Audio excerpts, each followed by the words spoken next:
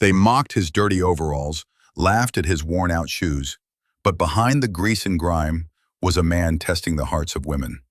And only one saw beyond the surface. Kofi adjusted his stained overalls and wiped the sweat off his brow. The harsh sun beat down on his modest garage in the heart of Mbali town. His hands were black with engine grease, his face lined with dust and exhaustion. His garage, a rusty shack with loose tin sheets and broken signage, looked like it hadn't seen better days in years. Yet every morning, Kofi arrived before sunrise, sweeping the dusty floor, checking his tools, and offering discounted services to anyone who needed help. To the townspeople, Kofi was just another poor mechanic trying to survive.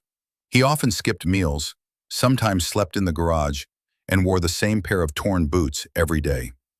The women of the town mocked him openly. "A man who can't afford lunch wants to marry? Let him fix his life first," Linda would say, flipping her braided hair. "Grease is the only thing that will stay loyal to him," Tracy once said, her friends cackling beside her. But Kofi remained calm. He had a reason. Behind the grime and sweat was a secret. Kofi was a billionaire. Born into one of Uganda's wealthiest families, Kofi had inherited a fortune when his father passed. But his father left a note: "If you wish to keep the wealth, find someone who loves you without it. Don't reveal who you are until she proves her heart." And so for 1 year, Kofi abandoned his suits, shut down his social media, and lived among the ordinary people. The garage he worked in, he owned it, along with 5 others across the country. Kofi was patient. He didn't just wait for love to find him, he observed. Women came and went. Some flirted when they thought he might have money. Others laughed once they confirmed he had none.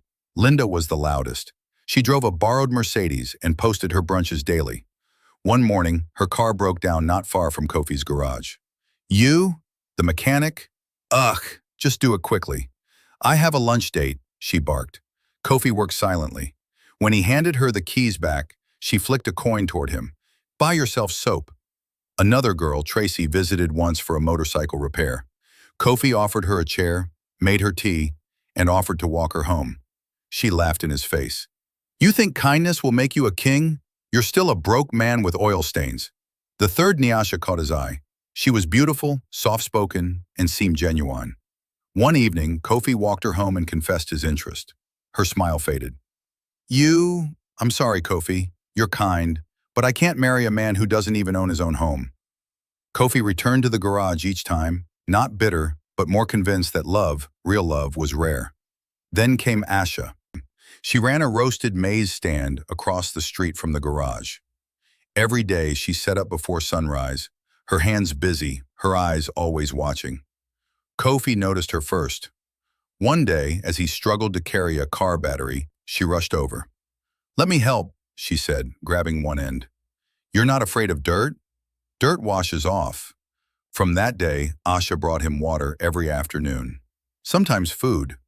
Once, when a customer tried to cheat Kofi and refused to pay, Asha stood up and shouted at the man, demanding justice.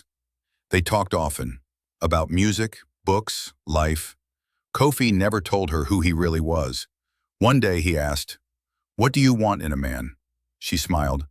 "Someone with clean hands may hide a dirty heart, but someone with dirty hands, maybe he's just working hard.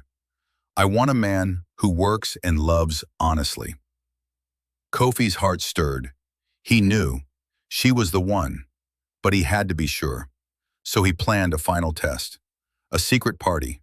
One night, one invitation, one truth. The town buzzed with whispers, rumors flew. "Someone rich is throwing a private party, invitations only, mansion style." Linda, Tracy, Nyasha, they all got invites, so did Asha. The venue was breathtaking. A private estate outside the city. Golden chandeliers, imported champagne, red carpets. Guests arrived in their best attire, jaws dropping at the luxury. Then he walked in. Kofi, in a dark navy suit, confident, powerful, bodyguards behind him. Every eye turned, gasps. "Is that the mechanic?"